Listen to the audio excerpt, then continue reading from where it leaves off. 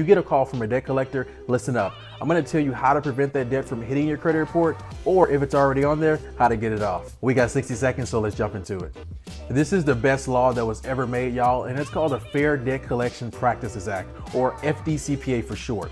This is the debt collector's playbook, so we're going to beat them at their own game, and the name of the game is debt validation. After you get that phone call, the debt collector has 5 days to send you a validation letter.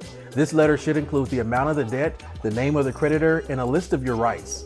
Here's where it's important. Listen, you legally have 30 days to ask for further validation of this debt. Basically, that means the debt collector needs to prove that you owe them. Remember, you allegedly signed a contract with T-Mobile, not LVNV or Portfolio Recovery.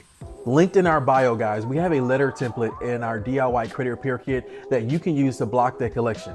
We got a 93% success rate for getting collections removed just by sending that one letter. The same works even if the collection is already on your credit report. So if